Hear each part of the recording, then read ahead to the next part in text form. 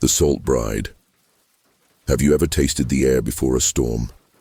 That sharp tang of salt, where it shouldn't be. Some say it's just the sea's breath reaching further than it should. But in Gujarat, when salt creeps where it doesn't belong, it means she's watching. They called her a guardian, a protector, a statue molded from sacred salt, made to shield forbidden lovers from a curse. But they forgot, even salt preserves rage, and one day, someone broke the seal. Now, she doesn't just protect, she punishes. Chapter 1. The Last Bride Before the Storm. In the farthest stretch of Vows, Gujarat's crumbling coastline, where salt fields stretch beyond the eye's reach and the air seems forever dry and hollow, there lies a village that maps forgot, Ranipur. Surrounded by pale sands and sleeping rivers, it is a place where ghosts are not spoken of in whispers, but in rules, unwritten, unchanging. No one builds a home facing west. No bride wears red without a second blessing. And salt, though abundant, is never touched after sunset. Because in Ranipur, salt is not seasoning. It's memory, it's wrath, it's her. They call her many names: the Veiled One, the Salt Sister, the White Widow. But every child in Ranipur knows the truth buried under those names. She was a bride who never made it to her wedding bed.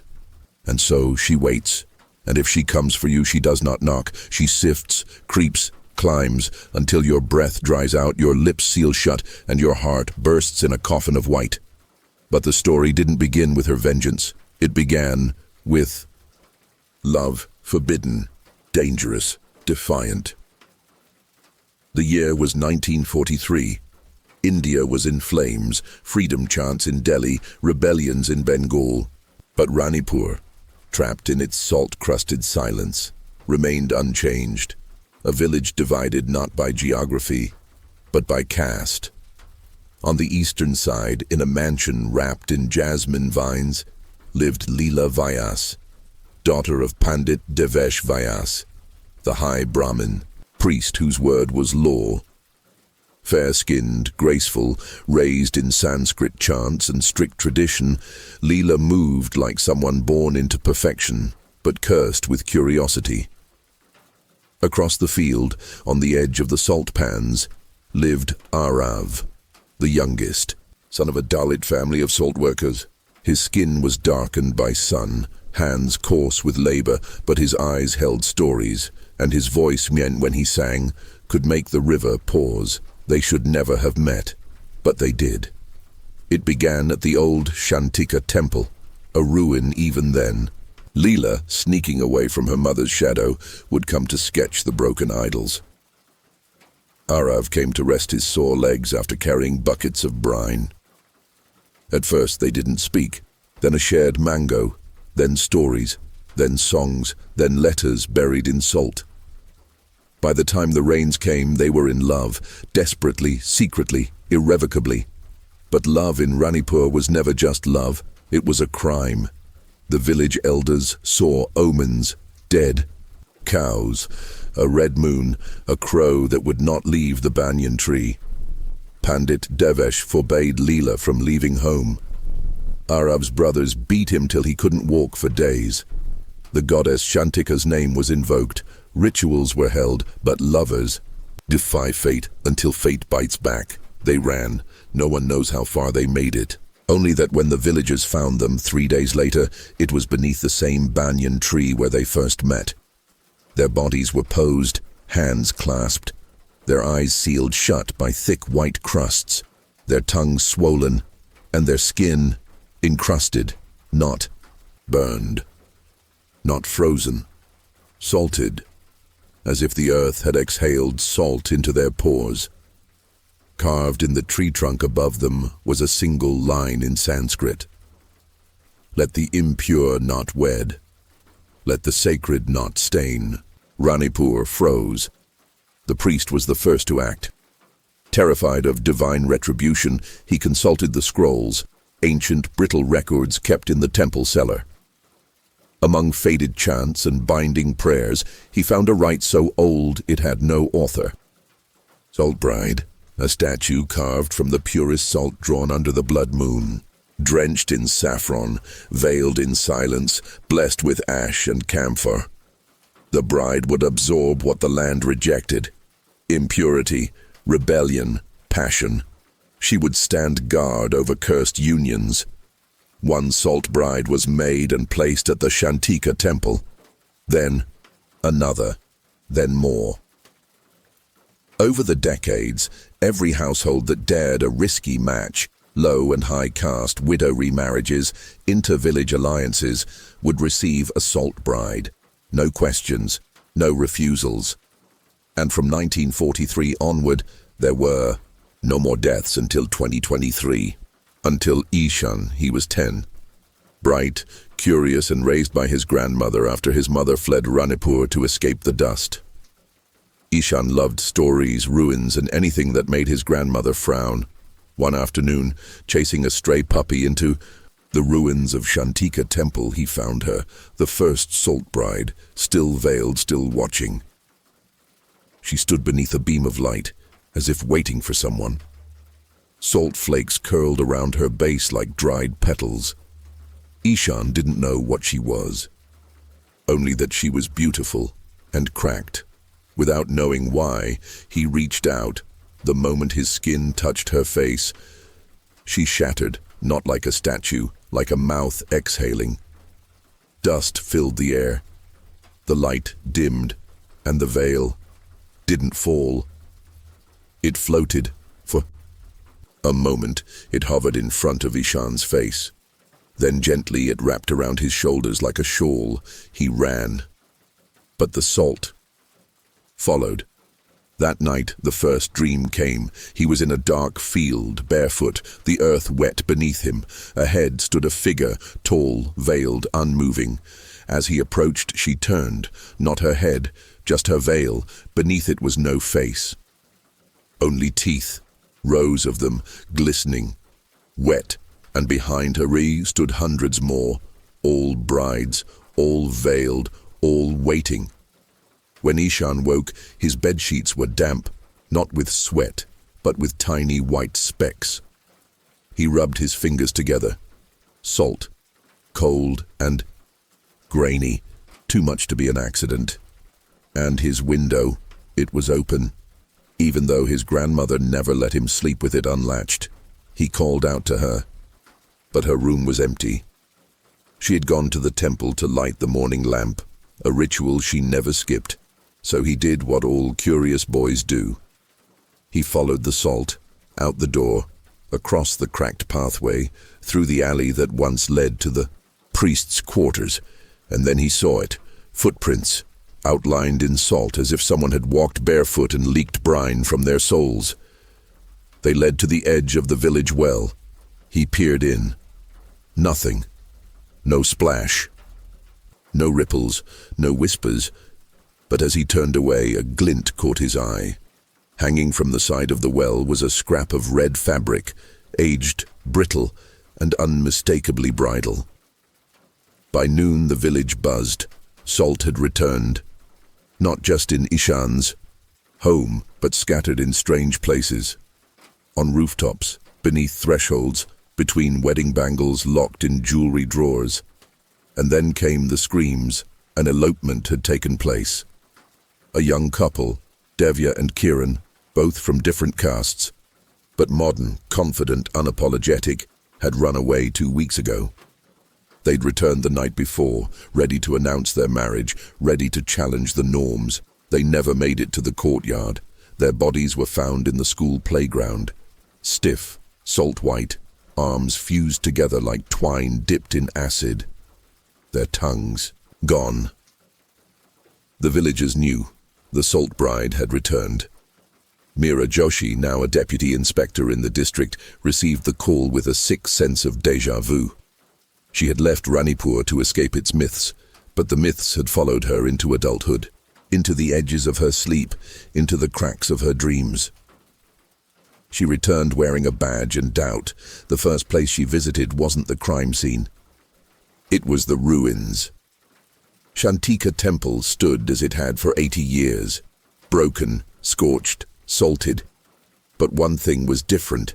There were no pigeons, no cobwebs, only silence. Inside, the altar had been cleared. The base where the original salt bride once stood was scoured, not by wind, not by time, but by hands. Fresh salt lay in a circle, ritualistic, deliberate, and etched on the wall behind it using something sharp and determined were 5 words. She waits for the vow. That night, Meera revisited her past. She remembered Rajan, the boy she had once planned to marry, also from a forbidden match. He disappeared just weeks before their engagement. His family said he'd gone to the city, but Meera never believed that. She remembered his last words. Don't break the salt line, Meera, no matter what. And now, here she was, chasing footprints made of the very thing he warned her about. Salt. Salt where it shouldn't be. Salt that slithered beneath windows. Salt. The curled-around wedding bed salt. That remembered. That same night, as Meera sat reviewing reports under a dim oil lamp, power cuts were common in Ranipur. The salt came to her, not in dreams, but in motion. It began with a sound, a soft rustling, like sand being brushed across a wooden floor. She looked up. The room was empty, still. Her aunt asleep in the adjacent room, the windows shut, doors latched. Then came the smell, sharp, alkaline, like brine left to rot. She turned slowly. The corner of the room, near the doorframe, had turned white. Not paint, not dust, salt. It spread like moss, slow but deliberate, curling up the wood, climbing into the grain. It moved in a circle, forming a ring around her. Meera stood quickly, heart thudding, and that's when the knocking began. Not on the door, from beneath the floorboards, 3 times, then silence, then a whisper. Take the vow, or suffer the bind. The next morning, the villagers gathered outside the temple. They spoke in hushed tones, pointing fingers at Meera. Some accused her of bringing the curse back. Others said the salt had always followed her. That her engagement, her love story aunt, had been the final fracture. But one woman, an old widow named Surya, dared to speak louder. She knows the truth. Let her find the bride. Meera demanded answers. Surya only said this. There was never one. Salt bride. There was 7. Meera's skin chilled. 7. 7 statues, 7 broken loves, 7 bindings, and if one had been shattered, 6 more waited. She returned to the temple that evening, alone, flashlight flickering, wind howling through stone. This time she explored deeper, past the sanctum, into the buried cellars where the original priest's quarters once stood. What she found was a row of empty alcoves, 7 in total, all lined with grooves where statues once stood. Only one was broken. The others, gone. In one alcove she found remnants, salt flakes, strands of red thread, and a withered marigold crown. As she examined the space, her flashlight died, complete darkness, and then breathing, not hers. Heavy, close, then movement, cloth brushing, stone, and the whisper returned. They married without the gods. They took vows without offerings. They defied the bind. A cold hand grazed her back. She screamed, but no one heard. She awoke outside, alone, covered in salt. Her boots were missing. Her palm scraped, and in her hand, clenched so tight it cut into her skin, was a bridal nose ring, ancient, rusted, and wet with something that wasn't water. A note was pinned to her coat. It read, "One bride rises for each vow broken." Meera didn't go to the station that morning. She didn't file a report. What could she write? That she found a ghost? That she was touched by salt? Instead, she returned to the Shantika temple with one goal: to find out who created the salt brides. If the legend was true, if there were 7, someone had crafted them. Someone had performed the rituals. Someone had made the offerings, and if one could be destroyed, maybe the rest could be stopped. She visited the local archives in Bhavnagar, a city 3 hours away. There, buried in the faded registry logs, she found the name of the priest who served Ranipur in 1943, Vedant Joshi, her great-grandfather. No one had ever told her. No one had said a word about a Joshi being behind the creation of the salt-bound brides. She dug deeper. A set of personal scrolls, donated posthumously by his widow, sat sealed in the archive's rare documents wing. It took her 4 hours of paperwork to gain access. What she found chilled her. Not chants, not blessings, but instructions. Rituals of salt binding, detailed illustrations, salt harvested under eclipses, virgin brides offered in wax effigy, tears mixed with saffron, blood smeared on veils, and this line: "One must bind what love unleashes, or the earth will reclaim its sanctity." Her great-grandfather had not been a priest of peace. He had been a warden, a jailer of ancient rage. The next night a storm rolled into Ranipur. Rare, wild. The villagers huddled in prayer, but salt still crept. Under doors, between window panes, into mouths that dared to kiss without blessing. Meera ran to the temple, lightning guiding her steps, and in the torchlight she carried, she saw something she hadn't before. A new statue, not ancient, fresh, standing in the third alcove. A salt bride, different veil, different posture, and a carving at her feet for the girl who married across oceans. Meera's breath hitched. She remembered the couple, Naina and Priya, childhood friends turned wives. They had fled to Canada, married abroad, and returned, once to visit family. The village ignored them, but the salt hadn't. Now they were both gone, disappeared weeks ago on a pilgrimage. And this statue looked like them both. Meera realized something terrifying. The brides were not just made by men, they were now being made by the curse itself, by her. The first salt bride, Leela, she was rebuilding her sisterhood, and soon she would not be alone. The next morning, Meera felt as if her blood had been replaced with brine. Her fingers stung, her lips cracked, and when she looked into the mirror, her eyes were bloodshot and rimmed with white dust. Salt. She spit into the sink. The water turned cloudy. She didn't tell anyone. Who would believe that she was being transformed from the inside? That she was becoming one of them? Instead, she went back to the temple with a metal tin, gloves, and an iron chisel. If the salt brides were being made again, someone, or something, was crafting them, and Meera had to break the line. She approached the third alcove slowly. The new bride stood still, her veil slightly lifted by the morning breeze, though no air passed through the chamber.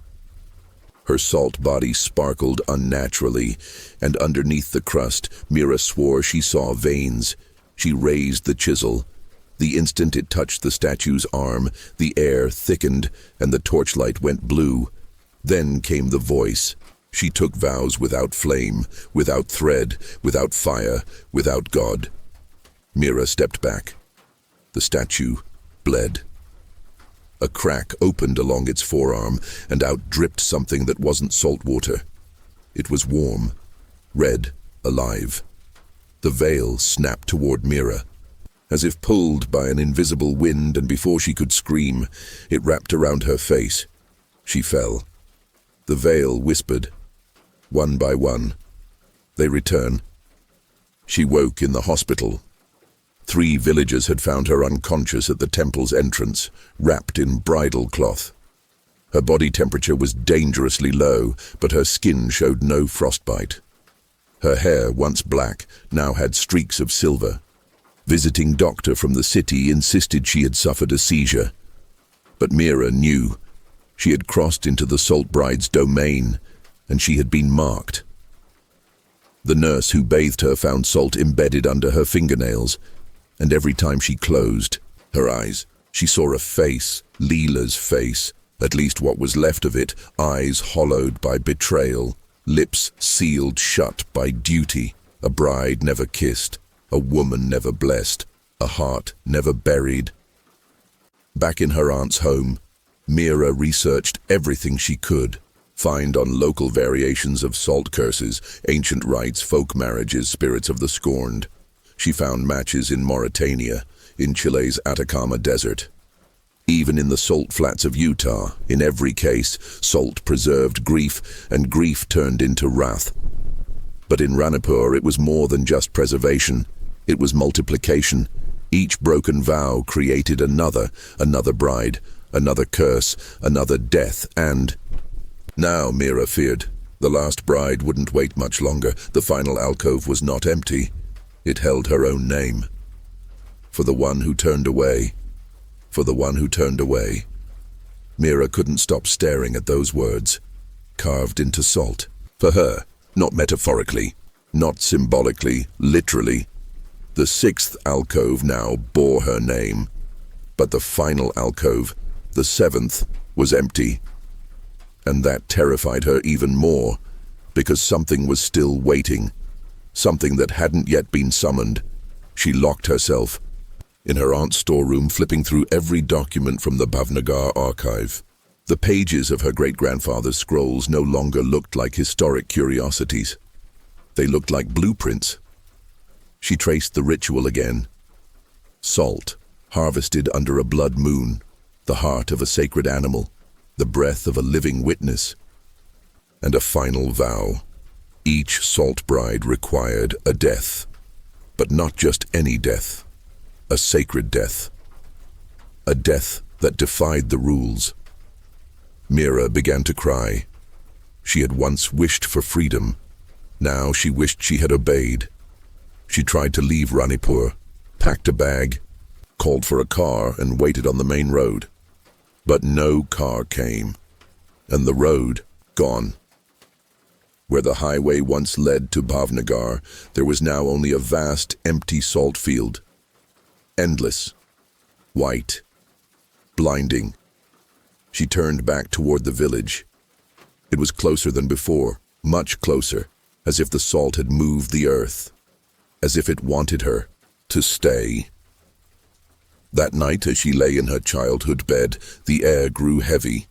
The fan stopped spinning, her phone blinked and died, and then she smelled jasmine, Leela's scent, a wedding scent. She sat up. Her bedroom door was open. She hadn't opened it. A white veil drifted past the hallway, then another and another. 7 in total, each veiled, each floating, each humming. They gathered outside her window, and one by one, they pressed their faces to the glass. No eyes, only salt, only vengeance, only silence. When Meera screamed, no sound came out. Her voice had been salted shut. She was becoming the vow breaker, the final bride. Meera didn't sleep. How could she? Every time she closed her eyes, she saw them. The brides, the veils, the humming. That terrible, harmonious vibration that shook the glass panes of her room, that crawled into her teeth and settled in the gaps of her bones, and in the center of it all, always, was Leela. Not just watching, now reaching, calling, claiming. At dawn, Meera walked barefoot into the salt flats. The ground burned her soles, but she didn't feel it. The sky above was cloudless, white as the ground. The world had become a salt mirror, infinite and silent. She carried nothing. No phone, no weapons. Just herself, and the old bridal veil she had found wrapped around her the night she fainted. She reached the center of the flats, where the land split like a dry tongue. where no birds flew, and she waited. Then, a crunch, footsteps, not hers. 7 figures appeared from the haze, brides, but this time they didn't float. They walked. They formed a circle around her, and in the middle, Leela. She lifted her veil. For the first time, Meera saw her face.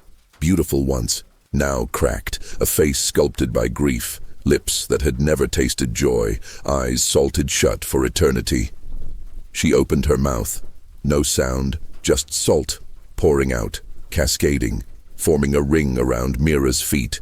Then came the voice, not from Leela, not from the others, from the salt itself. You must choose, speak the vow, or dissolve. Meera fell to her knees, her mouth opened, but no words came. Only salt. Her tongue had hardened, her throat burned, but in her mind, clarity, the vow. Her grandmother once told her long ago that a vow made in silence is still a vow. So Meera closed her eyes and thought the words, let her rest. Let them all rest.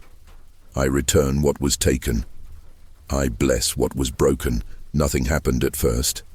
Then, the wind shifted, the salt ring cracked. One by one, the brides began to fall, not violently, gently, like petals, their veils crumbling, their bodies turning to mist, until only Leela remained. She looked at Meera and nodded, then she too vanished. Ranipur never spoke of it again. No one asked why the salt stopped coming. No one questioned why the wedding bells returned, or why no one dreamed of veils anymore. But deep in the hearts of the villagers something shifted. Fear had given way to reverence. The Shantika temple was sealed permanently, not out of superstition, but out of respect, a final offering. Meera stayed in Ranipur for 7 more days. She helped rebuild the boundary walls. She walked barefoot to every shrine that had once held a salt bride. In each place, she found a single red petal, left behind like a signature from the departed. And on the final night, she returned to the banyan tree where Leela and Arav had once died. It had changed. New roots, new leaves. The salt that once crusted its bark had turned into sap. She knelt at the base and whispered, "You were never wrong to love." A breeze stirred, and in laughter, faint, young, free, Meera left Ranipur a week later. She didn't look back. She didn't need to. The past wasn't chasing her anymore. It had been buried properly. Salt returned to the earth. Vows returned to silence, and brides were finally allowed to rest. But late at night, in Bhavnagar, when Meera dreams, she still sees a veil, not Leela's, a new one, and in the distance, an 8th alcove, waiting. Chapter 2. The Woman with the Salt Veil. Bhavnagar had changed. Maybe it was just the way cities do. Louder traffic, taller buildings, faster news. But to Meera Joshi, returning after everything that happened in Ranipur, it wasn't just growth she noticed. It was the salt. Not the kind that clung to fishermen's nets or danced on sea air. This salt was subtle. It clung to mirrors. It crept beneath doors, and it whispered. The kind of whisper you don't hear with your ears, only with your skin. She told herself it was nothing, just trauma's shadow. A residue of grief and fear that hadn't quite washed away. But when she turned on her bathroom light the morning after her first night back in the city, she saw it clearly. 3 fingerprints pressed into the mirror. White, grainy, salt. Meera had returned to Bhavnagar not just to recover, but to work. The district police commissioner had offered her a quieter role. Paperwork, liaison, safe things, but Meera didn't take it. Instead, she requested assignment to case file number 192R. An open investigation from 3 years ago. A missing woman, a sealed apartment, no signs of struggle. Just an empty bridal veil in the bathtub and salt on every windowsill. The case had gone nowhere, until now. Meera reopened the file. The name on the front page hit her like a blow. Priya Kale. The same Priya who had eloped with Naina. The one she had seen memorialized in salt form at the Shantika temple's third alcove. Meera whispered to herself.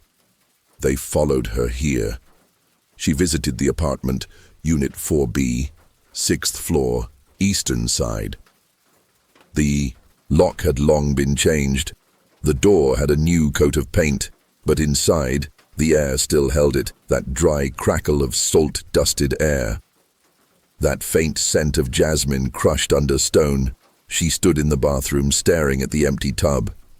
Her mind echoed with the phrase she'd heard in Ranipur, one by one. They return, and now they were here. That night, Meera dreamed of a city drowned in salt, not just Bhavnagar, but the world. Every street lined with veiled figures, every alley humming with silent brides, every doorway bearing the mark. For the Jai, one who forgot. The next morning, Meera didn't go into the station. Instead, she drove to the university. Gujarat University's Department of Folklore and Indigenous Ritual Studies was tucked behind the main library, a modest sandstone building overrun with vines and silence. She had made an appointment with Professor Alok Thakur, a semi-retired expert on regional myths, now mostly known for his eccentric research into ritual hauntings. He was waiting for her, seated cross-legged at a desk buried beneath stacks of yellowed pages. "You saw her, didn't you?" he asked, before she even sat down. Meera hesitated. "Saw who?" He lifted a book, opened to a page with a sketched woman, a bride with no face, her veil stretched down like melted wax. "The salt veil," he whispered. "She walks again." Thakur's office smelled of clove and mildew. He pulled out scrolls, manuscripts, even newspaper clippings from the 1940s. They told stories, not just from Ranipur, but other villages, Kuch, Navsari, Dwarka, places where brides had vanished, where weddings were stopped by fire, flood, or famine. In every case, salt was found near the bodies, in the lungs, in the eyes, in the hearts, but the most disturbing part wasn't what was found, it was what was missing. In each case, one detail repeated. The bride had no reflection. Thakur showed her an old report, 1926, from a wedding in Junagadh. A British officer had reported a native bride who disappeared between ceremonies, leaving only a damp veil and a shallow ring of salt in the bridal chamber. Next to the note, someone had scrawled, "For the one who walked away," the same phrasing. Meera's throat tightened. Her dream, the alcove, the salt line. It wasn't Ranipur's curse alone, it was ancient. It was migrating. That evening, Meera received an envelope, no return address. Inside, an old photograph. 3 women veiled in white, standing beside a lake. Only one had a visible face. Priya, on the back, written in curling script. They were never yours to save. That evening, Meera received an envelope, no return address. Inside, an old photograph. 3 women veiled in white, standing beside a lake. Only one had a visible face, Priya, on the back, written in curling script. They were never yours to save. The photo burned in Meera's mind. She couldn't sleep. She stared at the image for hours, 3 veiled women all dressed as brides, standing motionless at the edge of a lake shrouded in fog. One face visible, Priya's, her expression frozen, mid-laugh. As if she didn't know yet she wasn't supposed to be there. The veil didn't belong to her. It was choosing her, claiming her. The next morning, Meera traced the lake. A small note in the margin of the photo, barely visible, marked the location, Nal Sarovar, a wetland some 60 kilometers from the city, once a sanctuary for migratory birds, now drying, cracked, salting at the edges. She drove there alone. The lake was empty. not just of birds, but of sound. No crickets, no rustling reeds, no footsteps. Even hers seemed swallowed. She stood where the photo had been taken, a stone outcropping shaped like a boat. And there, tucked in a crevice, she found something, a wedding bangle. White, crusted, heavy with salt. She brought the bangle back to the university. Professor Thakur examined it under magnification. His words shook her. This was carved from compressed sea salt, a kind not native to India, not even this continent. Meera stared at the bangle, a wedding ornament, made of foreign salt, found in a dried lake bed. He turned the bangle over.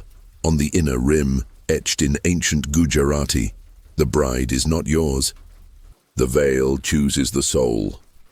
That night, Meera heard knocking, not on her door, on her mirror, 3 times. Then silence, then breath on the glass, and there, slowly forming from the condensation, a word, return. Meera didn't sleep that night. She sat facing the mirror, waiting. The word return had faded, but she could still feel it, humming beneath the glass. A pressure, like the veil had eyes, and those eyes were watching her reflection from inside. She reached forward, touched the center of the glass. It was cold, salt cold, and suddenly, it wasn't her reflection she saw. It was Priya, wearing the veil, not frightened, not even pleading, just patient, as if she was waiting for Meera to make a choice. The next day, Meera did what she'd never done before. She drove to a temple, not to investigate, not to interrogate, to pray. It had been years, maybe decades, but she didn't light incense or offer flowers. She sat in the far corner and whispered a single line.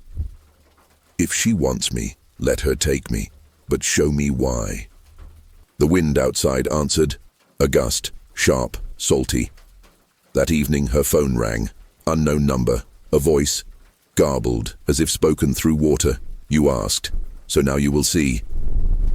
The line cut, and on her front step, wrapped in muslin and marked with dried blood, was a bridal anklet, still warm, still wet, and inside it was a shard of mirror. Meera unwrapped the anklet.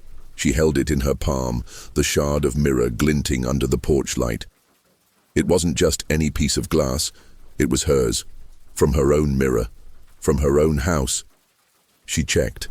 The corner was missing. The crack in the glass matched perfectly. Someone had entered, not to take, to leave a message, and the message was clear. The veil had chosen. That night, she didn't sleep. She didn't even lie down. She sat in the living room, bridal anklet in one hand, flashlight in the other, waiting. Not for ghosts, for clarity. If she was next, if the veil was coming, then she needed to understand why. What made her different? What made her worthy? And then, around 3 a.m., she remembered something. Something Rajan had said before he vanished all those years ago in Ranipur. She doesn't want obedience. She wants memory. Meera searched everything. Old letters, family journals, archived case notes, and in a forgotten manila envelope tucked behind her father's framed certificate from the police academy, she found it, a pressed wedding invitation. Not hers, not her parents', but her grandmother's, Leela Joshi, to be wed to Pandit Arjun Raval, Leela. Meera froze. Her grandmother had the same name as the first salt bride. She flipped the card. On the back, scribbled in blue ink. "Shaky rushed, I changed my mind. He wasn't the one. But I said yes anyway, I'm sorry." Meera dropped the card. Her blood ran cold. The veil wasn't just haunting her family, it was born from it. The veil was not just a spirit, it was a lineage, a pattern of silenced women. Forced. Vows and broken hearts sealed in brine. And Meera, knowingly or not, had always been walking its path. She called Professor Thacker the next morning. Did the original Salt Bride ever have a surname? There was a pause, then a slow inhale. No. Record survives, he replied, but oral stories name her only as Leela of the Pan, the Salt Flats. But why? My grandmother, Meera said. Her name was Leela Joshi. She was supposed to marry someone else, but she didn't. She walked away. Another pause. Then Thakur murmured. Then she broke the vow. Meera sat in the ruins of the oldest stepwell in Bhavnagar. She had returned to the place where her grandmother once lived, a crumbling house with green shutters, now overtaken by vines.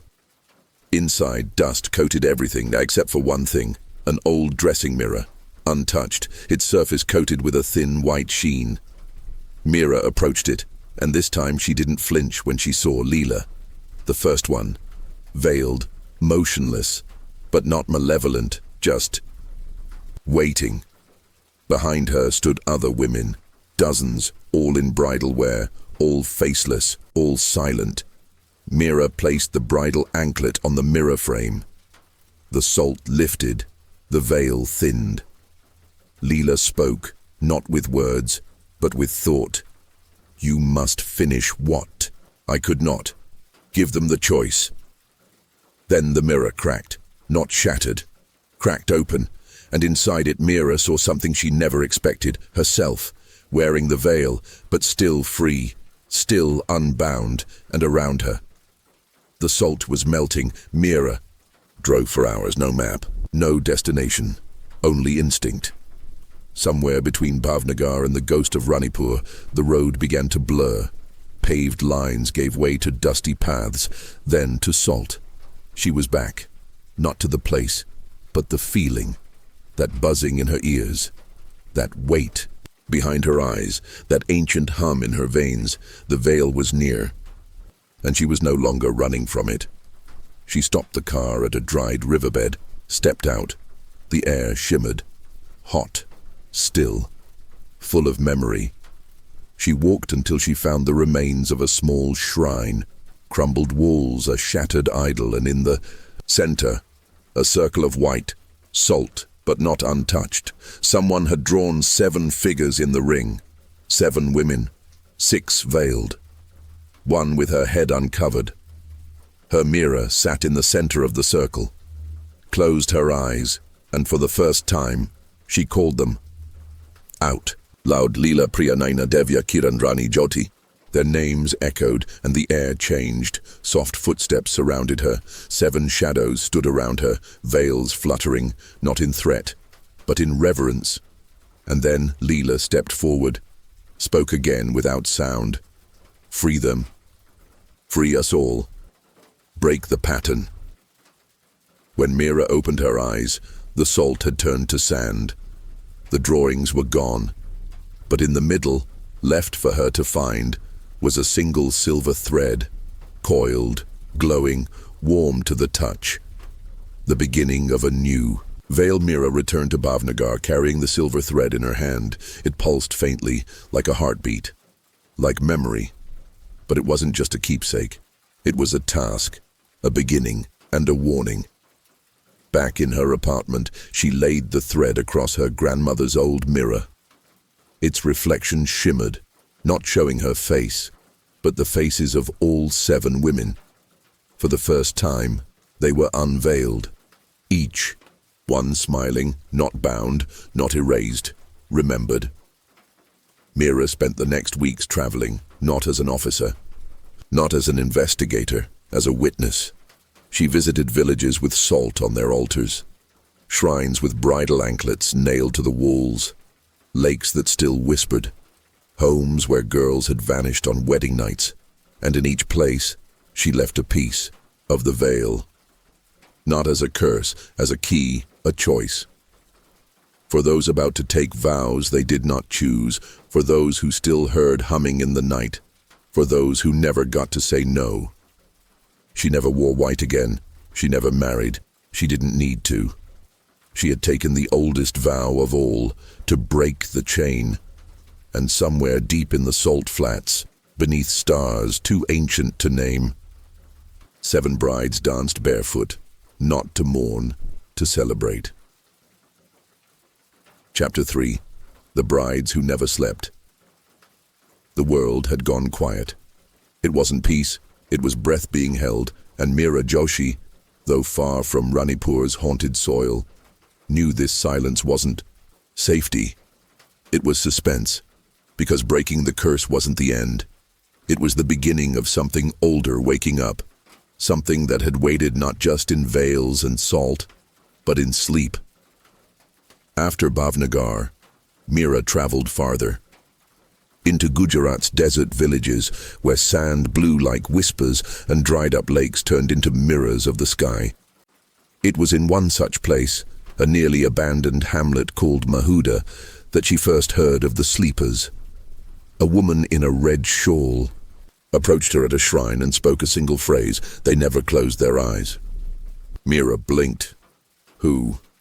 The woman pointed to the old community well, then vanished between buildings, leaving only the scent of turmeric and rose. Meera approached the well. Inside, she found cloth. White, salt stiff, clinging to the stones like someone had once tried to climb out or had been dragged down. She didn't sleep that night. Instead, she sat with the veil from the temple, now kept in a sealed trunk. It had started to lose its weight, as if the souls once bound to it had lightened their grip. But that night, it grew heavy again. Wet. Like it had been submerged, and when Meera held it up to the moonlight, she saw 7 shadows. Not standing, not dancing, lying down, eyes wide open, unblinking, waiting. The next morning, Meera returned to the well. The cloth was gone, but the stones around the lip were damp, crusted with salt that hadn't been there the day before. She ran her fingers over them, then smelled her hand. Salt and something else. Ash, the kind that follows fire. Ritual fire. She visited the village elder, a blind man named Babu Dada, who hadn't spoken to anyone in years. But when Meera stepped into his courtyard, carrying the empty veil, he sat up straight and whispered, "The sleepers don't want to be found. They want to be remembered." His voice cracked like paper. He pointed to the wall behind him. A mural, half faded by time. It showed a line of women all lying in a circle, hands folded, eyes wide open, salt lines drawn around each one like halos. Meera stepped closer. In the center of the circle, painted in bolder strokes, was a woman standing, holding a silver thread. Her face looked familiar, too familiar. That evening, Meera returned to her guest house and opened the old case file she had been carrying since Bhavnagar. Inside were the photos of Priya, Naina, the missing brides. She looked at them now, not as victims, but as dreamers, women trapped between vow and release, between silence and song, and something clicked. The veil was not a death shroud. It was a curtain, and curtains can be drawn back. Names, dates, locations, and one sentence she underlined in red. "I will not let them sleep forever." Meera's notebook grew heavier with each name, not from weight, from meaning. Every town she visited brought another story, another bride. Another night of saltwater dreams. They weren't random. Each woman had left something behind. An unfinished prayer, an unworn bindi, a broken sandal by the door. All of them had vanished after refusing something. A wedding, a ritual, a vow, and yet none were mourned, because none were believed. In the village of Drangadra, she met a girl named Mitali, barely 18, scheduled to marry a much older man in 3 days. Her eyes were distant, her wrists covered in mehendi. But beneath the henna, Meera saw it. White crystals forming at the base of her thumb. Salt. When asked if she wanted to marry, Mitali's voice was flat. "It's what the temple wants." Meera felt a chill. She asked to see the temple. It was small, ancient, hidden behind banyan trees and overgrown shrubs. Inside, a single idol of Shantika, goddess of sleep and wombs. At her feet, embedded into the stone floor, were 7 bowls filled with white powder. Meera dipped her fingers into one, salt. The priest appeared without warning, old, stooped, but his eyes, sharp. He stared at Meera's hands. "You carry the thread," he whispered. She didn't respond. He continued, "The sleepers chose silence. You offer voice. That is dangerous." Then he turned and disappeared into the inner sanctum, leaving behind only a trail of salt footprints. Meera followed the salt footprints into the sanctum, dark, breathless, lit only by a flickering ghee lamp. The priest was gone, or never there to begin with. But in the center of the floor stood a brass bowl, full of water, floating on the surface, a bridal nose ring rusted and half dissolved, and a thread, silver, exactly like the one Meera carried, except this one was broken. She dipped her hand in. The water stung, sharp, cold, not water, salt water, the taste of vows unspoken. Her vision blurred, and for a moment the sanctum changed, no longer a room, a memory, a procession of women, all wearing veils, all holding hands, all with eyes wide open, staring ahead but seeing nothing, until one turned, looked at Meera, and spoke. "Let them wake." She snapped back, breathing hard. The lamp had gone out. The salt bowls were empty. The veil in her trunk back at the guest house was gone. That night, Meera dreamed of fire, not burning, rising. A circle of brides around a pyre that smoked not with ash but with salt, and above it, all, floating like a second moon, the veil lit from within, burning with memory, calling them home. The next morning, the village of Drangadhra awoke to silence. Not the ordinary kind, the kind that settles in a place just after something has been taken. The kind that holds its breath.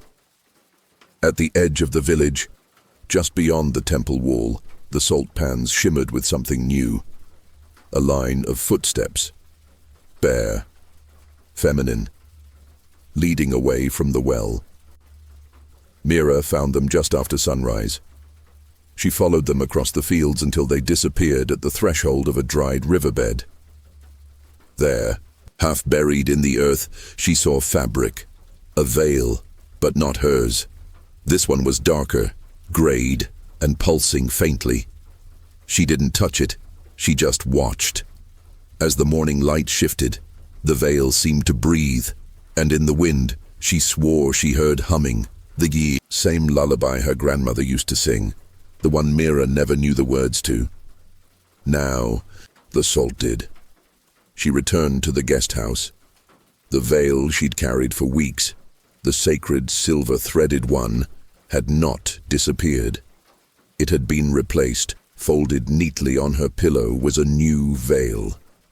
Red, still damp, and resting on top, a small copper bell, the kind used to awaken deities or sleepers, and tied to its handle, a tag, written in sharp, deliberate strokes. "You woke us. Now we wake them." The bell didn't ring on its own, but it didn't have to. It was already echoing. Meera felt it every time she stepped outside, in the way doors stayed closed when she passed, in the hush that followed her footsteps.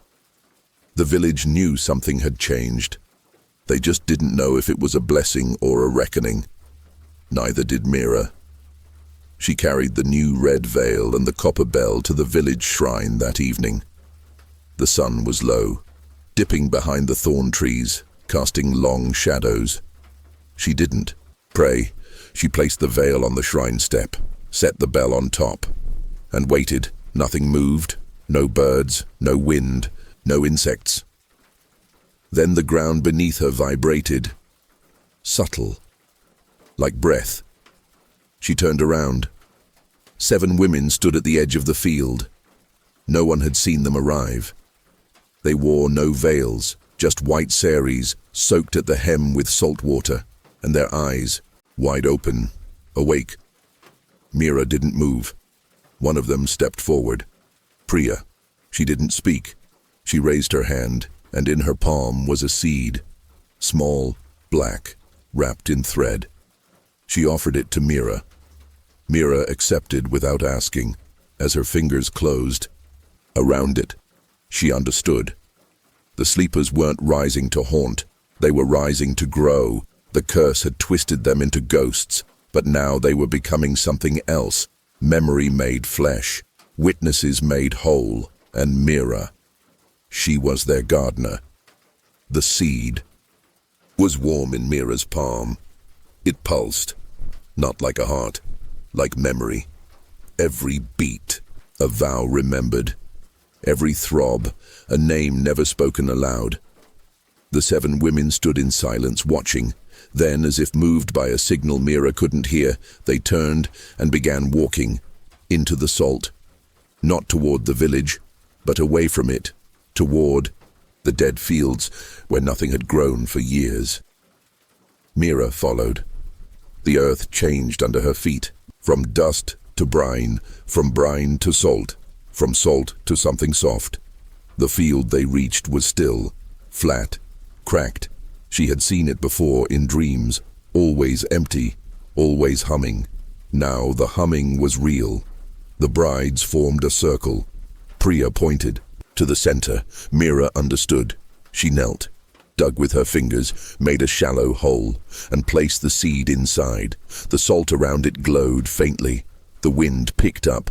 The women began to hum. A new song. Low, harmonized, not sorrowful, not vengeful, hopeful. Hymn of release, a hymn of return, and Meera, she sang too. The moment Meera finished singing, the salt stopped glowing. A stillness fell, not silence, something deeper, the kind of stillness that comes when a story ends, or when one begins. She looked down. The seed had vanished into the cracked earth, and where it had disappeared, the salt had receded. In its place, moisture, a single green sprout, alive. The 7 brides stepped back, one by one. They touched the ground, pressing their palms into the soil. They weren't weeping, they were smiling. For the first time, their feet left no salt behind. They were no longer cursed, they were no longer bound. They were rooted and ready. Meera stood. The wind blew through her hair, soft but unrelenting, carrying voices she now understood. The lullabies, the warnings, the unsent vows. All of them, all the voices, had led to this moment. The salt had done its work, preserved memory, preserved pain. But now the veil was lifted, and beneath it, life, unbound, awake, singing. Meera turned toward the rising sun. The veil, in her trunk, had vanished. But in its place, on the passenger seat of her car, sat a small bouquet. Wildflowers, tied with silver thread and tucked inside. A note. Let the brides sleep now. We'll wake the world. Chapter 4. The river that reflected no one. The village of Bhairavpur had no mirrors, not one, no hand mirrors, no wall glass, not even shop windows that showed a shimmer. Children grew up without ever seeing their faces. No one spoke of why until Meera arrived. She came not as an officer this time, but as a listener, a keeper of the veil that had now become a thread of remembrance wrapped around her wrist like a promise. It led her here, to a place where even reflections were afraid, where brides disappeared before the ceremony, and where every house had salt tucked into the corners of each room, not for taste, but for tethering souls that refused to leave. They told her about the river. The villagers called it Jalhawa, the unlooking. It flowed strong, fast, and perfectly clear, but it showed no reflections, no trees, no birds, no people, not even the sky, only depth, only darkness, only what was beneath, and what lay beneath they said, were the ones who couldn't forget, the brides who jumped, the brides who were pushed, the brides who never reached the altar. They were never buried, because they were never truly gone. They waited, and the river kept them. Meera stood at the edge of the Jalhawa. It was wider than she expected, its surface so still it looked frozen, yet the current moved quickly beneath. She knelt, cupped some of the water in her hands. Cool, tinged with something. Metallic. She looked into it, expecting to see herself, but there was nothing. No eyes, no outline, just blackness. She let the water fall through her fingers, and with it came a voice, a whisper from nowhere. She didn't say yes. She didn't say no, so the river took her. That night, Meera stayed in the home of an elderly woman named Sulochana. The house had no reflective surfaces, even the spoons were wood. Sulochana served her tea and spoke in riddles. Water keeps what salt forgets. Mirrors lie, but the river always knows. Meera asked about the brides. Sulochana grew quiet. Then she opened a trunk.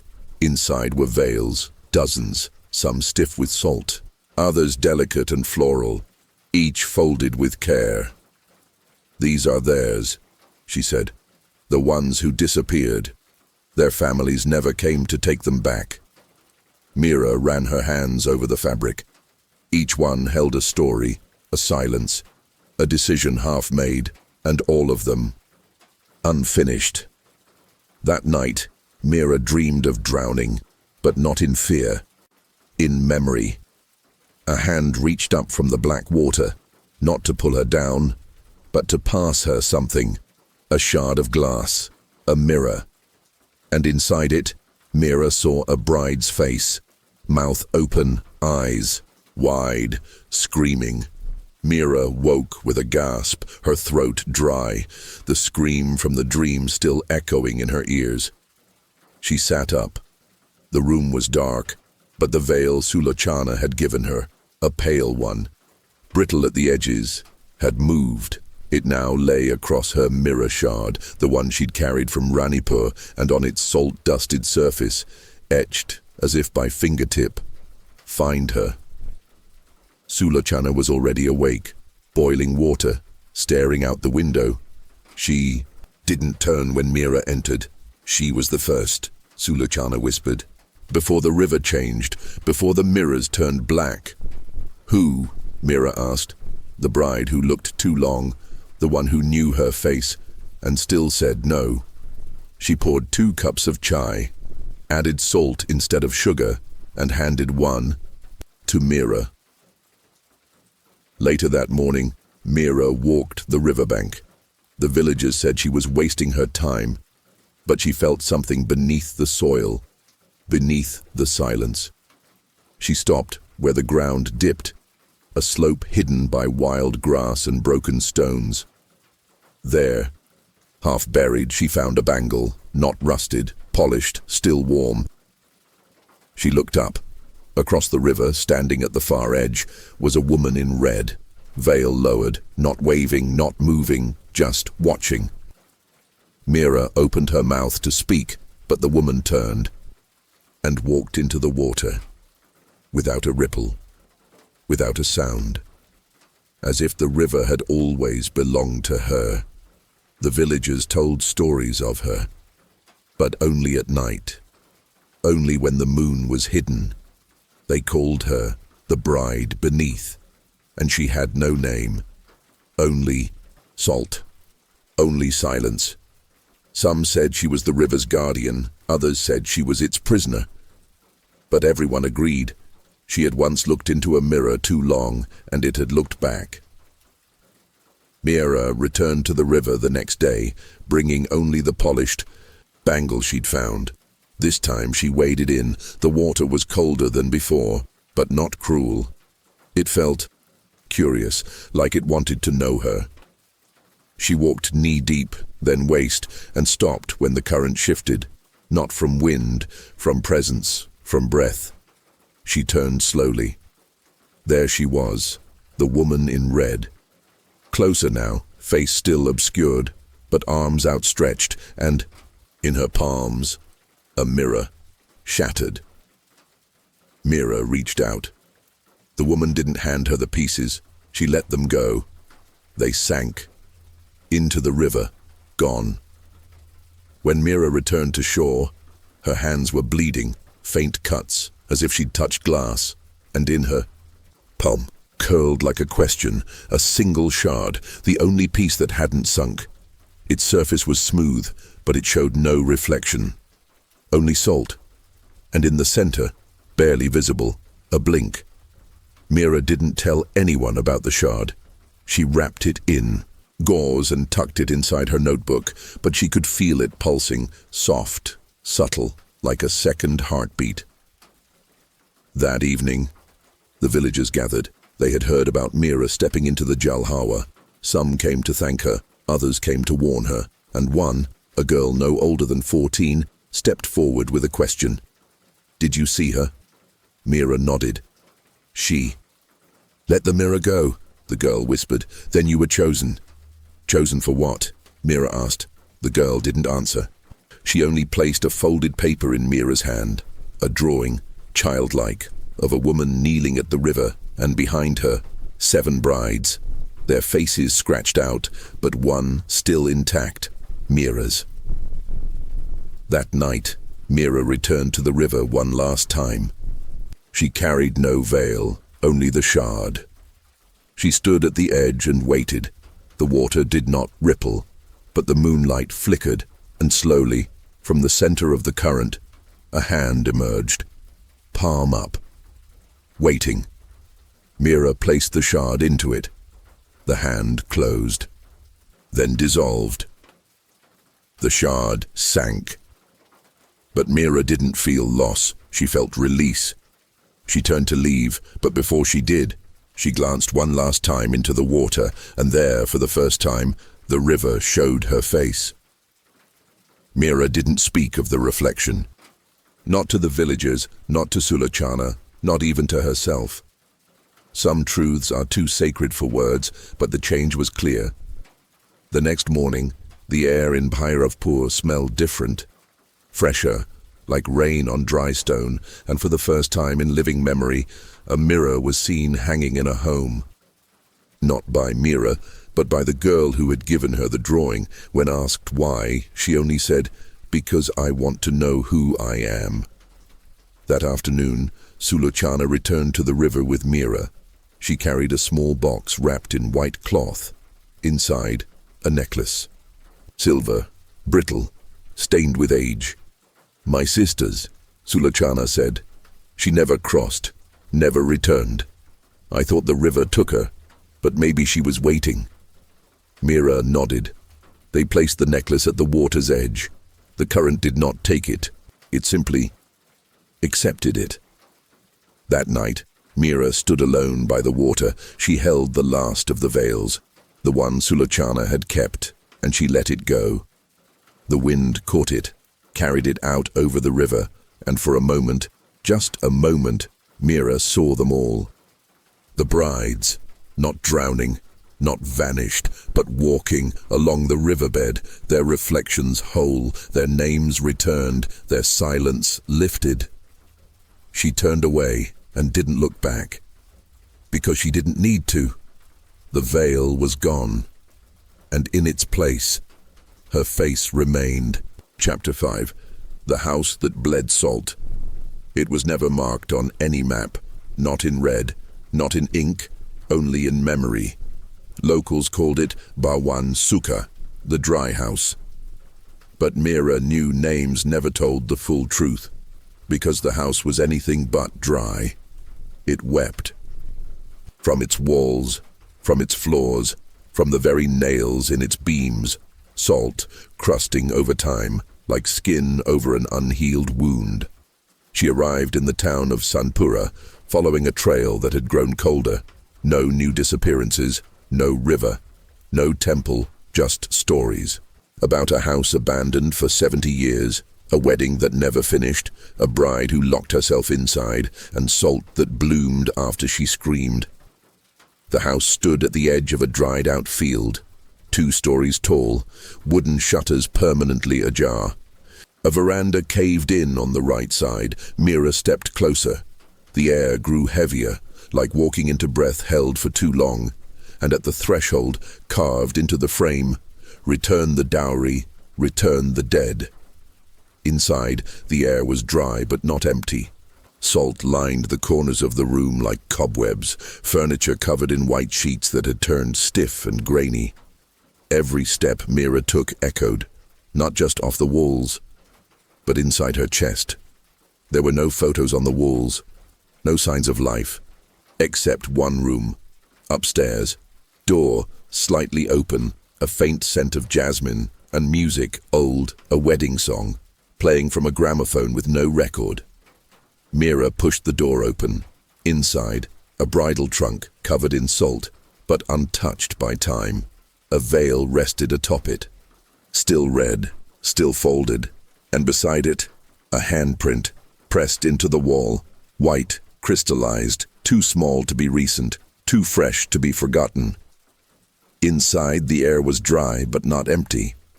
Salt lined the corners of the room like cobwebs, furniture covered in white sheets that had turned stiff and grainy.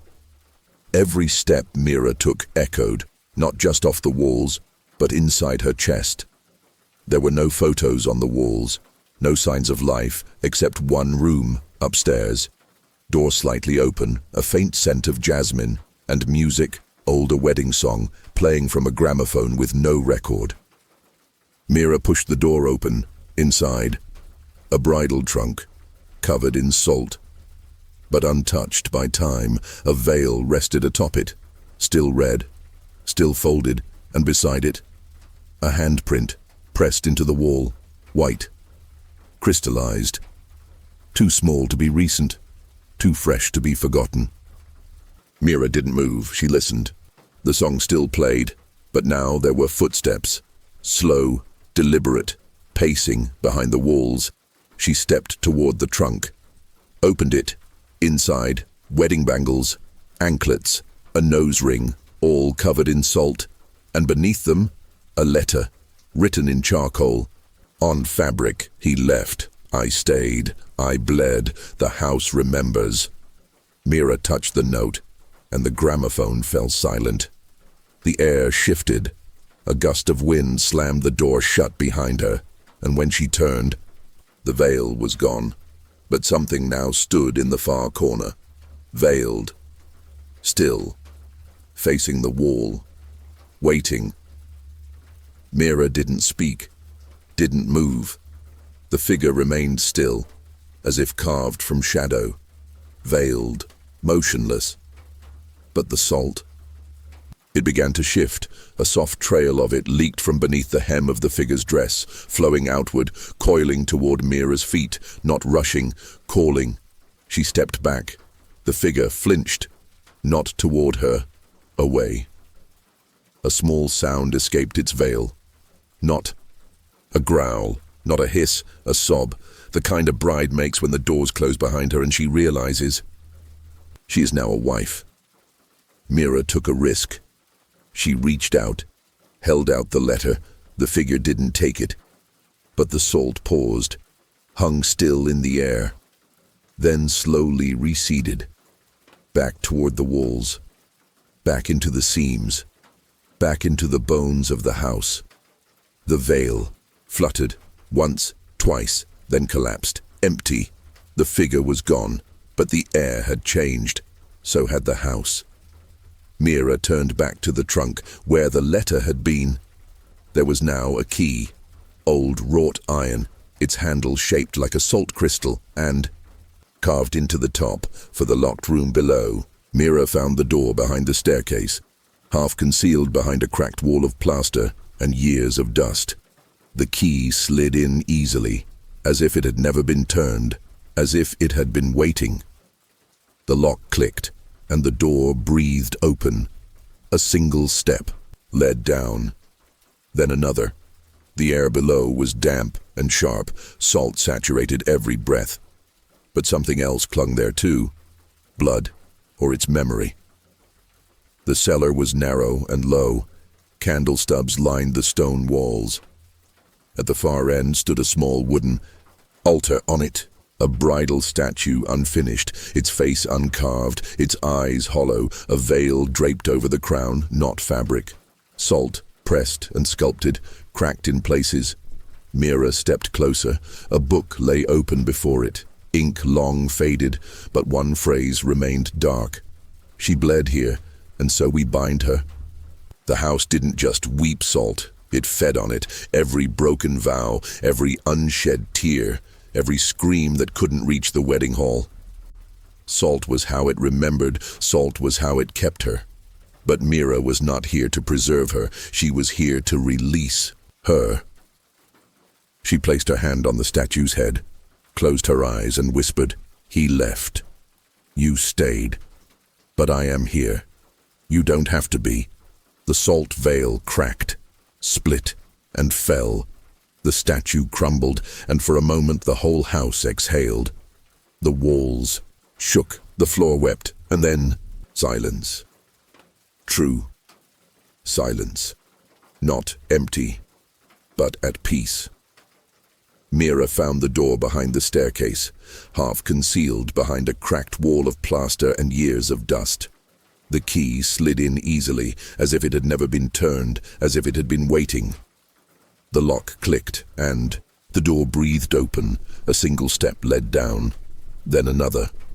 The air below was damp and sharp. Salt saturated every breath. But something else clung there too. Blood, or its memory.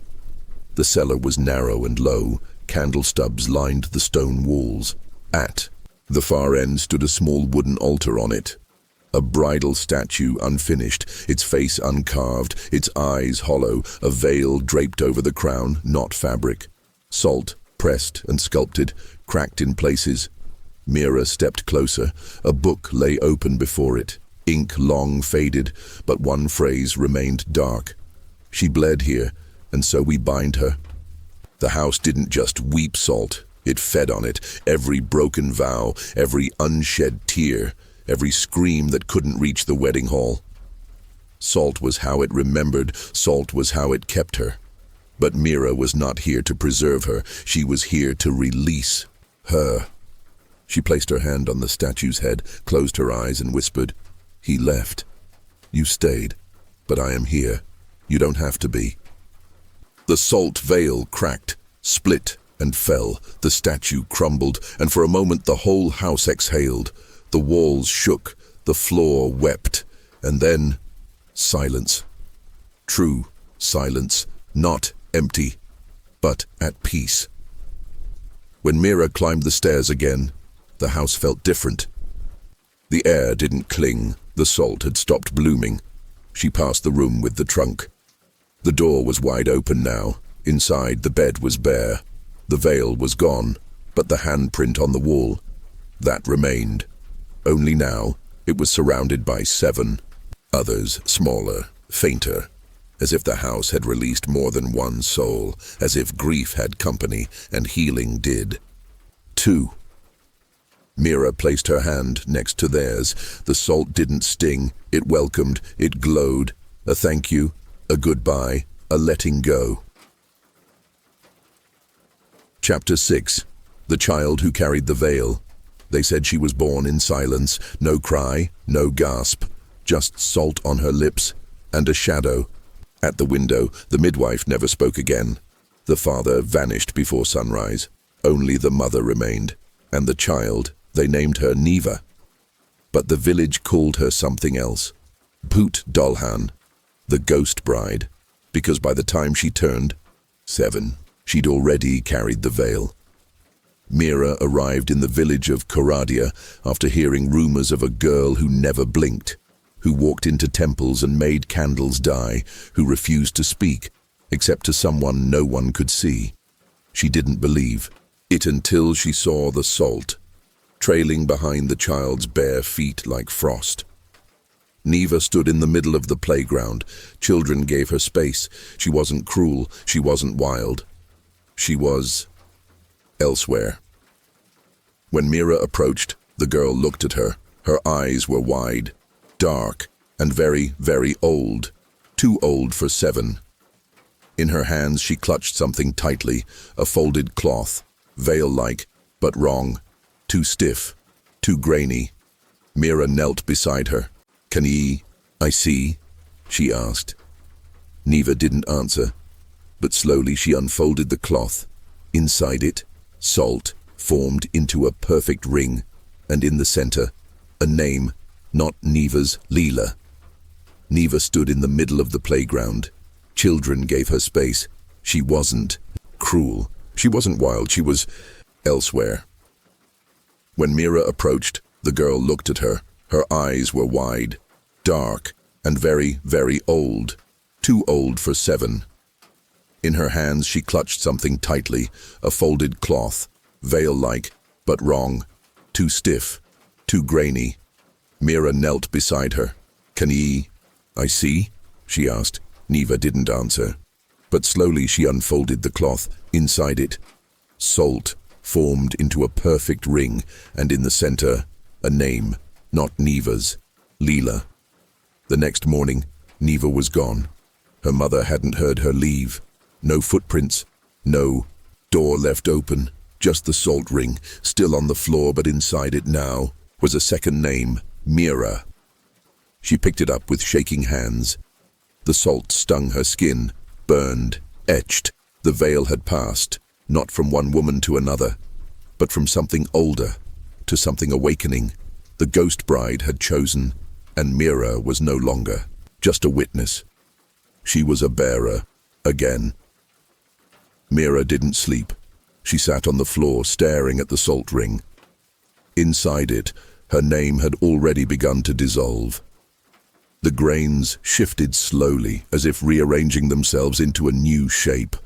But no matter how much she blinked, they never spelled anything else, just Meera, again and again, until morning. The village awoke in unease. Somewhere, a well had dried overnight. 2 birds were found dead near the school. A priest fainted mid-prayer, and every mirror in Koradia fogged. From within, not from heat, from memory. Meera walked to the temple. Candles flickered. One by one, they snuffed out as she entered. Not all, just 7. At the altar, she found a photograph. New. It hadn't been there the day before.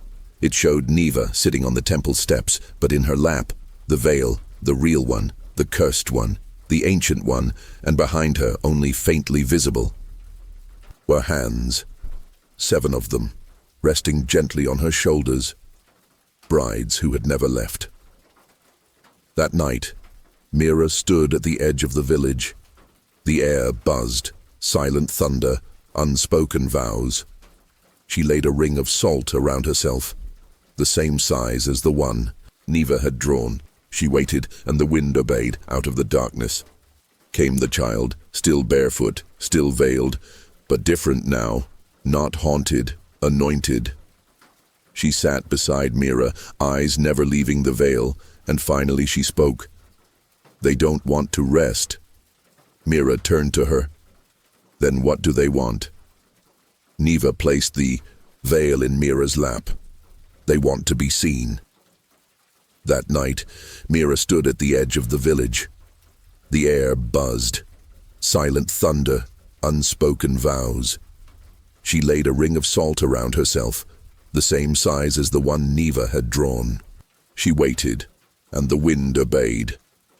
Out of the darkness God came the child, still barefoot, still veiled, but different now, not haunted, anointed.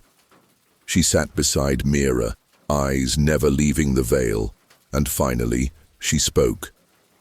"They don't want to rest." Meera turned to her. "Then what do they want?" Neva placed the veil in Meera's lap. "They want to be seen." Meera held the veil tightly. This time it didn't bite. It shimmered. She lifted it high, let the wind take it, and across the open field, 7 veils unfurled in the night, no longer cursed, but called. From the corners of the dark, the bride stepped forward. One by one, they wore no chains, no silence, only truth. And every step they took turned salt to ash, pain to memory, and memory into voice. Meera did not speak. She didn't need to, because for the first time, they were speaking for themselves. Chapter 7. The Veil That Spoke. The wind didn't carry the veil far, it wrapped itself. Around the trees, hung between branches like a breath caught in prayer, and from within it, voices, not loud, not angry, clear, each whisper a name, each name a story, and all of them unfinished. Meera stayed. At the edge of the field, days passed. She didn't move, didn't eat, didn't speak. She just listened, because the veil wasn't done. It had waited too long to be heard, and it had chosen her to hear it. The villagers called her mad, said the salt had broken her, but others came, women, from distant places, carrying their own silence. They stood with Meera, hands open, eyes closed, and slowly, the veil began to unravel. The threads came loose like whispers escaping lips, each one floating in the air, tangled with stories, tangled with pain, tangled with defiance. The wind carried them to the women gathered around Meera, and as each thread touched skin, it melted, not in heat, in memory, and they remembered, not just their own past, but the past of those who had come before, the brides who had never spoken, the girls who had vanished before the ceremony, the women who had said no and were never heard again. Now, they were heard. Meera rose, for the first time in days. She held what remained of the veil, a single silver thread. It pulsed like a heartbeat. She tied it around her wrist, and when she looked up, she was not alone. 7 veiled women stood at the tree line, but they did not hide. They bowed, then turned, and began to walk. And Meera, barefoot in salt, followed. The forest swallowed them, but it did not silence them. Every step they took echoed, not against the earth, but inside Meera's ribs. The salt beneath her feet didn't crunch anymore. It shimmered, as if it recognized what, walked atop it as if it had been waiting. The women stopped at a clearing. Moonlight pooled there, silver and quiet, and in the center, a mound of cloth, dozens of veils, old crumbling, but not forgotten. Each one tied with thread, each one stained with silence. Meera stepped forward. The brides did not stop her. She knelt and placed her own thread among them, the final voice, the final vow. And in that moment, wind rose, but it came from beneath, a breath long held, now released. The veils lifted, spiraled, vanished into the sky like soft birds, freed from centuries of cages. And Meera, she cried, but it wasn't sorrow, it was witness, and gratitude and relief. The veil had spoken, and now it would sleep. Not all stories end when the veil is lifted. Some leave threads behind, fine, invisible, but strong enough to tug at the soul, and one of those threads led Meera home. She returned to Ranipur for the first time in months. The fields were dry, the salt flats cracked, but the temple, it breathed. The wind whispered through its ruins like a voice clearing its throat. Not haunting, inviting. Something, or someone, was waiting, and Meera already knew who. Leela, the first bride, the one who began it all, the one who never left. Chapter 8. The Bride. Who never left. Not all stories end when the veil is lifted. Some leave threads behind. Fine, invisible, but strong enough to tug at the soul. And one of those threads led Meera home. She returned to Ranipur for the first time in months. The fields were dry. The salt flats cracked. But the temple, It breathed.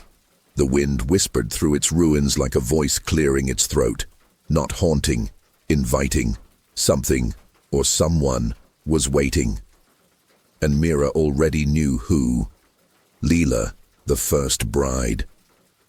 The one who began it all, the one who never left. Meera walked through the old gateway, her steps soft on the broken stones. No birds, no insects, only silence and salt. Thin veins of it laced the floor of the temple, not erratic but deliberate. Pattern. A path.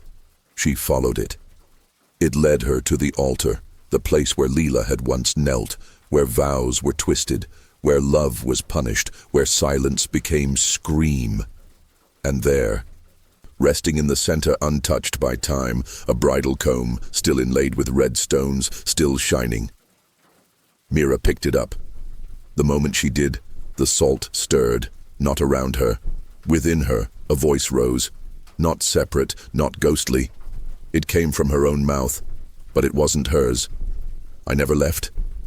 It was Leela. Meera didn't drop the comb. She held it tighter, because the voice wasn't asking. It was remembering everything the salt had held, the silence, the shame, the pain of becoming myth. Leela's words spilled from Meera's, lips like brine. They saw love and called it impurity. They buried me in salt before I died. But I remember. Tears poured down Meera's face, but they weren't hers. Not all of them. They belonged to someone who had waited too long to be mourned. The temple trembled. Dust fell from the ceiling. Cracks bloomed across the altar. And then, from the floor, a sound, not screaming, singing, dozens of voices, low harmonic. Brides echoing beneath the earth. They weren't trapped. They were gathering. And Meera understood. Leela didn't want release. She wanted witness. She wanted truth. And now, through Meera, she would have it. Meera stood at the altar, comb in hand, salt in her throat. But her voice was clear. Leela's memory had stirred something ancient, but it was Meera who would shape it, not into vengeance, into testimony. She raised the comb high, and the wind entered the temple, soft, spiraling. It wrapped around her like silk, and, in the dust light, faces appeared. Brides, all of them, young, old, laughing, crying, not haunting, remembering. The temple became a gallery of stories, and Meera, not possessed, not broken, became their voice. One by one, she spoke them. She refused the priest and chose the teacher. She ran, and they called her cursed. She bled, and they called her impure. She died, and they called it silence. Meera paused. The wind stilled. The salt glowed. And for the first time in over a century, the altar cracked. Light poured through it. Soft, silver, forgiving, and beneath the stones, bones. Small, curled, still clutching the end of a red bridal thread. Meera knelt, covered them with her hands, whispered, "You can go now. We will speak." The wind died down. The salt settled. The bones faded to dust, and the light lingered. Long enough for the story to end or begin again. Because Meera didn't leave the temple. She stayed. Not as a mourner, as a keeper. A historian of the silenced. Every day, women came, some carrying veils, some carrying names, some with nothing but the ache of memory. And Meera listened, wrote, spoke, until the walls were filled, until the salt turned soft, until the story no longer belonged to one bride, but to all of them, even the ones not yet born.